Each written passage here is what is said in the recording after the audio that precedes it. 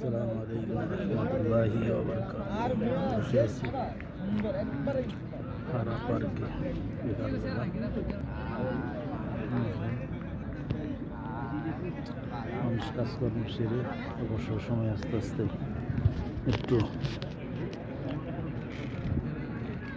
ঘোরাফেরা করার জন্য পার্কে আসছে। কেউ বসে গল্প করছে, বাদাম খাচ্ছে,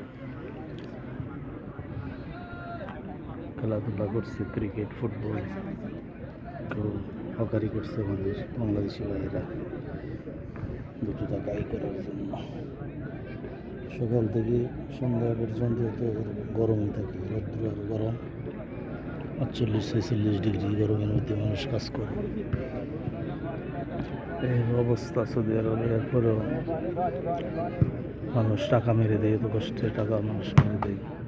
হাজার হাজার মানুষের টাকা মেরে দেয়, কন্ট্রাক্টর পালিয়ে যায়। আরবিরাও ঘরের কাজ করে টাকা দেয় না, 10 টাকার কাজে 2 টাকা দেয়। এই হলো সৌদি আরবের পরিস্থিতি। প্রবাসীদের মতো কষ্ট পৃথিবীতে নেই।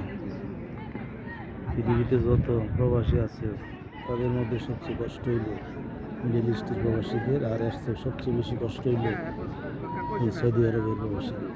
মানুষের তো দেশে দেখতে হবে যে আল্লাহর দেশ, নবীর দেশ, রসুলের দেশ বিজ্ঞাপ করে আদরে গদগদ করে, কিন্তু এই দেশে আসলে বোঝা যায় এই দেশটা যে কত কঠিন। এবং শুধু আমাদের প্রিয় নবী হজরত মুহাম্মদ সাল্লাল্লাহু আলাইহি ওয়াসাল্লাম জন্মগ্রহণ করেননি, এই দেশে জন্মগ্রহণ করেছে আবু জাহেল, ইয়াজিদ, নমরুদরাও এই দেশের, তাদের বংশধর আজকে ক্ষমতায় রয়েছে।